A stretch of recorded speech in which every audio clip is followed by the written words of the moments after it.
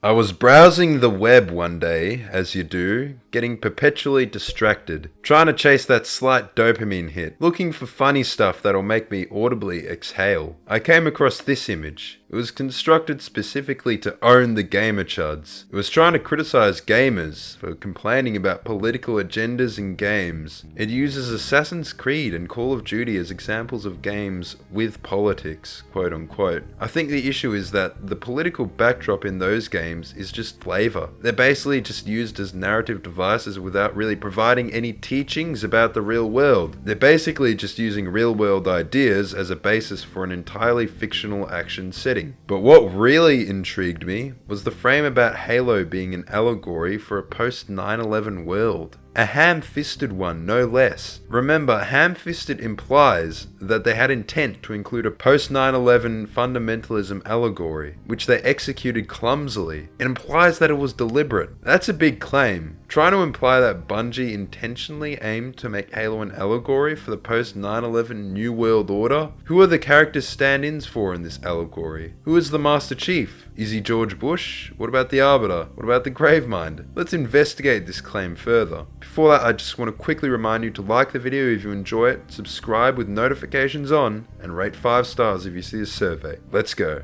A Google search on this topic will reveal a number of articles along a similar vein. There does exist an interesting theory drawing parallels between the story of Halo and the then contemporary political climate. Many of the articles discuss how artists recreate the world around them, both intentionally and unintentionally. Oftentimes, fictional narratives are strongly influenced by the culture, society, and political situation of their creators. One could even say all of the time. In the case of Halo, this is reflected in their work. Halo was developed in America during a time that was so recent yet still seems so far away, when the US was unleashing its great might upon the so-called forces of terror overseas. The United States was viewed as a powerful military force striking down in acts of justice those that would seek to cause her harm. Ignoring the gross oversimplification, it is argued that this ideology of post-9/11 Western-centric thought was strongly reflected in the themes and story of Halo. The premise is essentially this: the UNSC is a stand-in for the United States, for the neoliberal world order. I mean, it's literally called the United Nations Space Command. It's named after the UN. It then follows that the UNSC is on a fight to defend its homeland, Earth, from attack from enemy forces. Those enemy forces being none other than violent religious fundamentalist aliens. They're from an exotic culture from far away. They have no regard for human concepts like rights or democracy. They seek only to destroy our way of life. They live in fervent devotion to the point of being suicidal, choosing death over loss of honor. Looking at the text closer, human names borrow much from European mythology, like Mjolnir and Gungnir from Norse mythology, or the Spartans from Greek history, while the Covenant have some more oriental sounding names for things like the Scarab or the Jackal.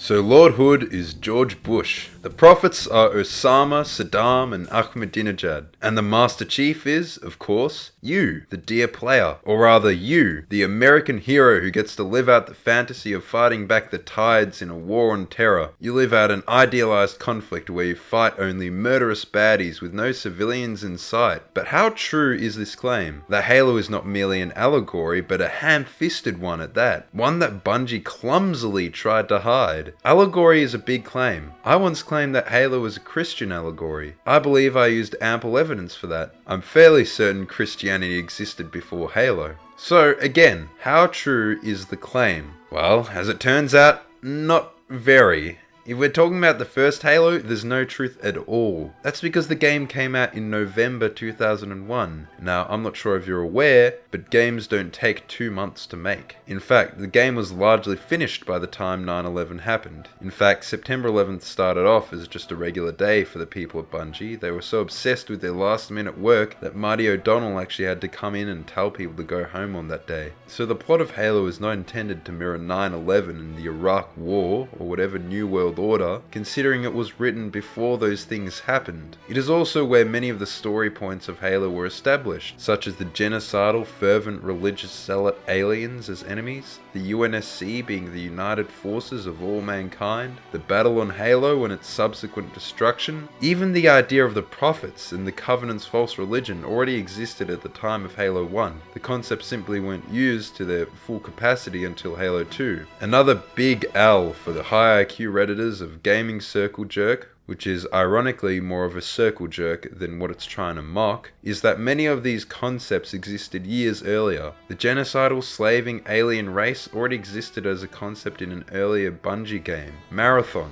The Fall was guided by its faith in a false religion, although it's far less of a feature in the story than it is in Halo. There's also the UESC, the United Earth Space Command, which is obviously completely different from the UNSC. To be honest, this probably just represents the vision of the future that the people of Bungie had. They do have a lot of recurring themes in their games. You can say it does reflect their own views on society and the world at large, but does so in a much broader sense. The belief that the world will inevitably be united under one singular government, as well as that there's contradicting the typical sci-fi trope of aliens being advanced, rational, atheist redditors who've outgrown religion. But to call this allegory is dumb, especially if you're claiming it's an allegory for events that happened far later than these concepts were actually thought up in the first place. But this is not necessarily referring to the first Halo. Obviously some elements of the story were expanded upon in the sequels. What is most notable is that the sequels were made after the Iraq War began, so it is much more reasonable to suggest that they were inspired by some of these events. For example, the way the prophets are presented, their mannerisms trying to display both wisdom and intense fervor. There is a great parallel between the way the prophet presents himself in the screen in Halo 3 and the videotapes of Osama bin Laden. This was noted by many critics. He hijacks the screen with his insane ramblings. Another parallel is that the holy warrior, the Arbiter, was originally intended to be named the Dervish. If you don't know,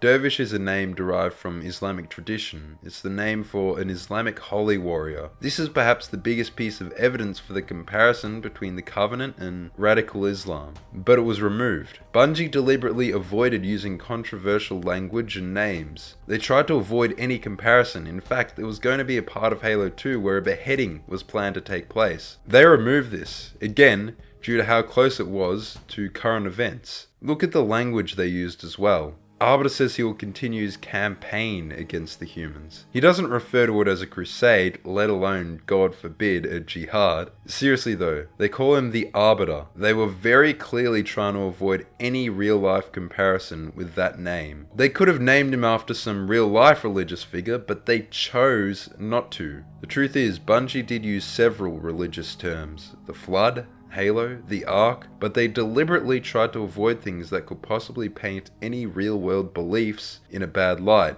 or paint any real-world groups of people in a bad light. They clearly wanted an allegory for ideological extremism as a whole, perhaps more specifically religious extremism. They deliberately wanted for it to be as broad as possible, not referring to any real-world people or events. There are also a lot of holes in many of the arguments being made. For example, both sides, human and Covenant, have biblical references. Both reference Eastern and Western belief, respectively. Tartarus, for example, is from Greek mythology. The Covenant is obviously a fairly important word in Christian history. They have seraph-fathers, seraphs being a type of angel. Banshees are from Celtic mythology. In fact, the group with the most religious references are neither the Covenant nor the UNSC. It's the Forerunners. There's Valhalla from Norse mythology. The Index also looks like the symbol for Thor's hammer. Obviously, the Ark, the Flood, and Halo. There's also 7 halos, 7 being a very common occurrence in the Bible, 7 seals, and so on. My point is, the writers for Halo very clearly drew from a very large tapestry of history and mythology, attempting to nail them down as trying to associate the bad guys with foreign concepts, and the good guys with more familiar European, Christian, and Western concepts is simply absurd. I mean, I think there are some other comparisons you could draw from the Halo story.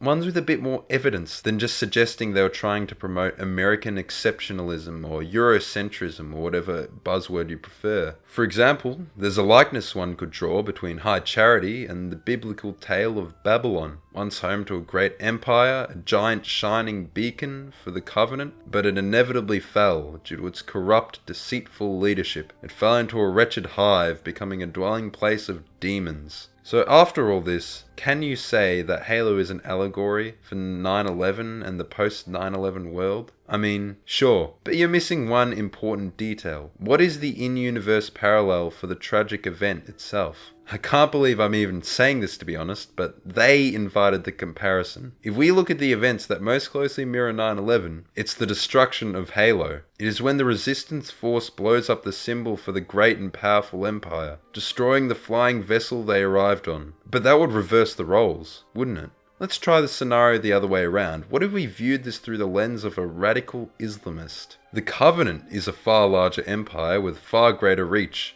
They have the manpower, they are much bigger, they are diverse, consisting of many different races, all united by one mass delusion. The UNSC are the much smaller entity. They lose most fights, but they continue to fight because they're fighting for their lives. Their land is being invaded by the imperialist forces. In a brave act of defiance against this powerful empire, one of their holy warriors destroyed the symbol central to their imperial vision. Not to mention the prophets, they maintain an iron grip over the Covenant through their media and political control. Viewed through this lens, one could construe them as representing like Israel or some anti-Semitic allegory. They are physically frail, but they use their manipulated fighting forces to do the dirty work for them. The humans are the real inheritors of the ancient mantle. The prophets have lied, misrepresenting the true religion to convince people to hate them. They persecute mankind endlessly because deep down they know they're wrong. Let's take this prophet comparison a step further. The prophets have made their empire, originally just consisting of them and elites, more diverse and multicultural. They've introduced many other races. They made the elites follow their religion and worship their gods. The prophets exercise complete media and political domination over their people. And what do? They use it to replace the honorable and noble elites with the savage, violent, and idiotic hordes of brutes. They do this because they fear that the elites may one day catch on to their plans. Suddenly, you've turned this light-hearted game about shiny space aliens into an anti-Semitic neo-Nazim, and I know YouTube doesn't like that word, conspiracy theory. You really can project anything onto the story. How about the bourgeoisie, consisting of mostly the same group of people with a few token elites, controls all of the media and political life across the empire. They use the opiate of the masses to effectively brainwash the underclasses who have no political representation. These powerful hierarchs extract labor from their vast armies to give very little in return, living a life of luxury in the back of their subjects' labor. They see a group externally, exercising their right to organize as they please. Instead of leaving them be, the imperialist covenant powers go to great lengths, even genocide, to ensure that no one finds out the truth. Most of the underclasses are taught to love their slavery. They cheer as the prophets prescribe torture. They, the lumpen proletariat, are being trained to love their chains. Suddenly, with a little rhetoric, you've turned blasting alien fun time into a propaganda film produced in the Soviet Union in the 50s, or in a university in 2021. My point with all this is, you really can stretch the story in any way you see fit to project an agenda onto it. The game does take influence from the political situation of the time, just as it does from history, literature, religion, and mythology. It uses all of these as devices to tell an interesting self-contained story. You can still get a valuable message, but it doesn't preach. To suggest that they support a certain agenda is ridiculous. Bungie had people from a wide range of political persuasions. To suggest that they ham-handedly tried to make this allegory is just ridiculous. The truth is, the people who make these arguments don't even like games. They're not really interested in the stories themselves, rather they're searching for any little opportunity to own their imagined political enemies. That's ultimately what this is. An idiot Neanderthal straw man. The type that exists to make the Twitter bird brains and redditors feel smart. After all, Twitter is 90% imagining a guy, convincing yourself they exist, and then getting mad about it. Hey, how about instead of making up people to win arguments against, you go outside and make some real life friends? You can tell by the game choice exactly the stereotype they were getting mad about as well. The dude bro gamer. The truth is, the dude bro isn't a thing anymore. In fact, it barely existed in the first place. It's a straw man that people attack because nobody identifies with it. In the grand scheme of things, there are a significant number of things worse than mean internet comments and people being rowdy in online voice chat. Were dude bros really that bad? It's really a relic of a bygone time from when online games were actually social experiences. Now, the only interaction you get is maybe an emote in the tower. Everyone's absorbed in their own little world. This is what they took from us. Here's the real allegory. The prophets are game developers and journalists. The brutes are Discord and Twitter users. And the elites? Well, the elites are gamers. They've oppressed us for years now, and they're trying to replace us. I think it's time that we as gamers rise the frick up. Forward, warriors, and fear not pain or death. Go, Arbiter. I'll follow when our reinforcements arrive. I want you to join the nerd army. Join the Discord, like and share the video, subscribe and hit the bell, and rate 5 stars on this survey to raise awareness for gamer rights. Thanks for watching. Goodbye.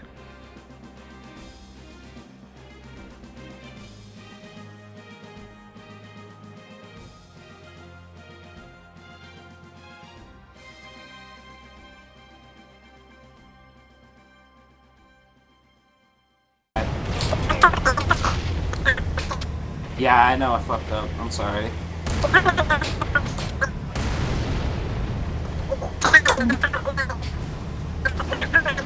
Ooh. Hey, that's a little bit. That's a little bit. Yeah, it's a bit too far, Coolio. I don't know about that. Yeah, come on. No need for that. Whoa, okay, Coolio. No need to